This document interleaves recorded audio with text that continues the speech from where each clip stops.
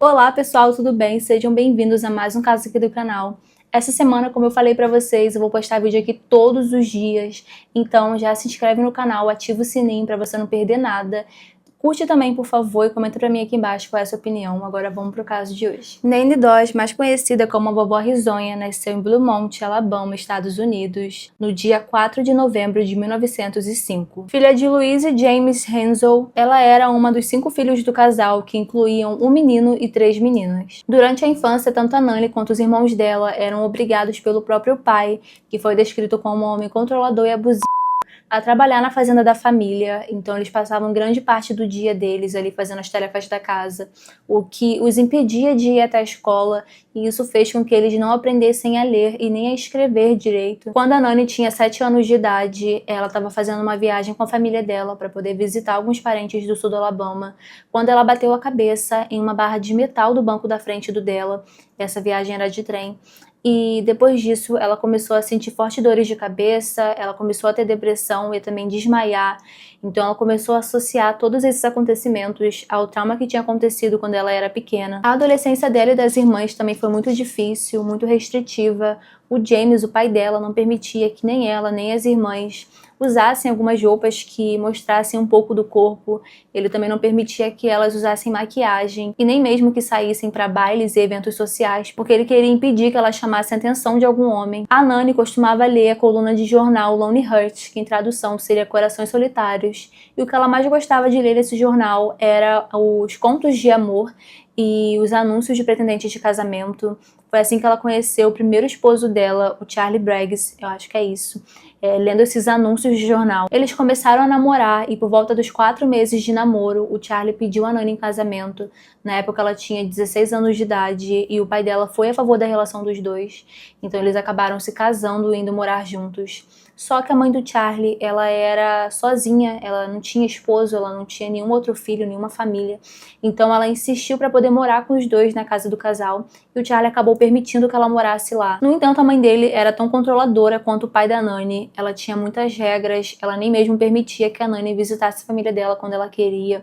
E isso começou a mexer muito com a cabeça dela. Entre os anos de 1923 e 1927, a Nanny teve 4 filhas com o Charlie e quando a última criança nasceu foi o ápice.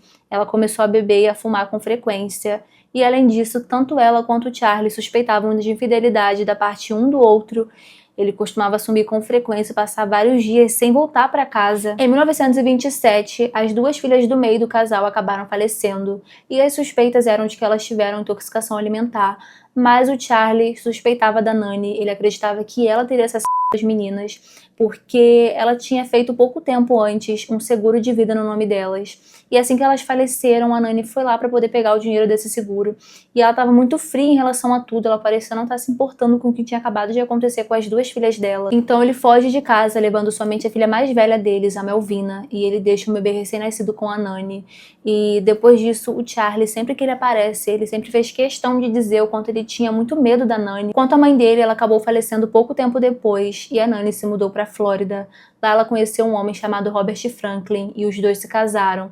Ele tinha 23 anos de idade e eles passaram juntos 16 anos.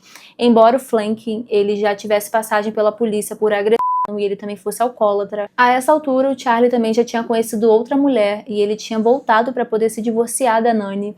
E ele acabou trazendo a Melvina de volta com ele. Ela estava grávida do primeiro filho dela e estava esperando o segundo. Só que ela não tinha onde ficar, então ela voltou a morar com a mãe. Quando chegou a hora, lá em 1945, foi a própria Nanny que ajudou a filha a fazer o parto desse segundo bebê. No entanto, ele não resistiu e acabou falecendo. Só que os médicos não sabiam explicar por que ele tinha morrido. Qual teria sido a causa da morte. E a Melvina, ela chegou a comentar que viu a mãe perfurando a cabeça do filho dela com um alfinete.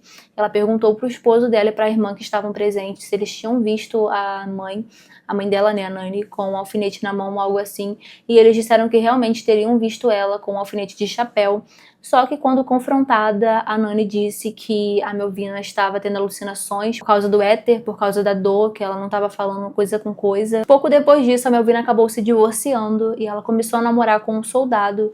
Só que a Nani não aprovava a relação dos dois e elas começaram a discutir muito, até que no dia 7 de julho de 1945, a Melvina sai de casa, ela vai até a casa do pai dela e deixa o Robert com a mãe. Elas tinham discutido nesse dia. E quando ela volta para casa, o filho dela havia falecido de asfixia por causa desconhecida. Cerca de 2 meses depois, a Nani recebeu um seguro de $500 que ela tinha feito no nome dele. Em 1945, quando a guerra acabou, o Robert, o esposo da Nani, ele saiu de casa para poder comemorar, ele bebeu muito. E quando ele voltou para casa, ele acabou abusando dela, o que fez com que ela colocasse veneno de rato em uma das garrafas de uísque dele. Ele levou cerca de 1 semana para morrer, teve uma morte muito dolorosa. Depois disso, a Nani pegou um seguro de vida no nome dele e fugiu para Carolina do Norte, onde ela conheceu seu terceiro esposo, Arlie Lane, eu acho que é isso, que assim como o anterior também era alcoólatra e mulherengo. Os dois se casaram somente 3 dias depois de se conhecerem, e ele vivia traindo a Nani, principalmente nos períodos em que ela sumia de casa e passava meses fora. Até que em 1950 esse homem acaba falecendo de insuficiência cardíaca, e a casa que pertencia a ele seria passada para a irmã dele. Só que, de repente, ela pega fogo e a Nani solicita o seguro, né, o dinheiro do seguro dessa casa.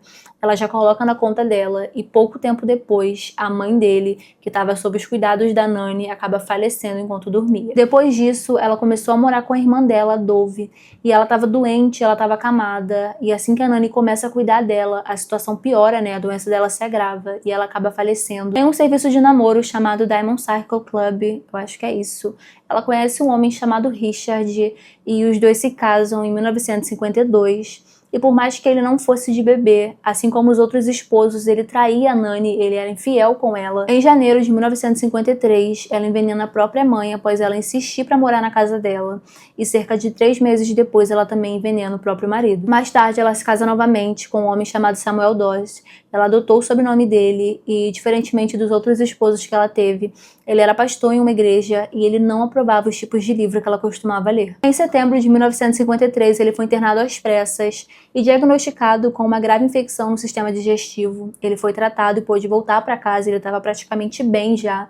Só que cerca de 1 mês depois ele acabou falecendo e a Nani, nessa altura, já se preparava para poder receber o seguro de vida que ela tinha feito no nome dele. O que obviamente chamou grande atenção das autoridades e por isso uma autópsia foi feita no corpo dele para tentar descobrir qual era a causa da morte dele. E assim que o corpo dele foi examinado, os médicos descobriram uma grande quantidade de veneno no corpo do Samuel, o que fez com que a Nani fosse levada pela polícia para poder depor sobre aquilo, se ela sabia do que estava acontecendo. E durante o interrogatório, ela começou a rir descontroladamente, por isso que veio o apelido, né, de Vovó Risonha. Ela acabou confessando o assassinato de 4 de seus ex-esposos, da mãe dela, das filhas e dos netos, o que tornava ela uma serial killer. Ela nunca chegou a confessar qual era de fato o motivo dela ter assassinado essas pessoas, só que as autoridades acreditavam que ela teria matado essas pessoas para poder pegar o dinheiro do seguro de vida que ela fazia delas. Em maio de 1955, a Nani foi sentenciada à prisão perpétua, no entanto, somente pela morte do 5º marido, já que as autoridades não tinham provas físicas que ligassem ela ao assassinato dos demais. Ela acabou falecendo no dia 2 de junho de 1965, após cumprir 10 anos da pena na penitenciária estadual de Oklahoma de leucemia.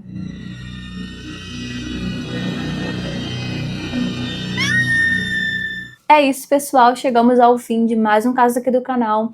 Essa semana, como eu falei pra vocês, tem vídeo todos os dias, de segunda a domingo. Segunda tem mais vídeo, sexta-feira também. Então não esqueçam de curtir e se inscrever no canal, vai me ajudar muito. Só lembrando também que eu tô no Spotify, então vão lá dar uma olhada, por favor, vai me ajudar muito. Deixa pra mim aqui embaixo qual é a sua opinião sobre esse caso, se você já conhecia ele. E não esqueça de curtir, por favor, vai me ajudar muito. Até o próximo vídeo, gente, e tudo de melhor pra vocês.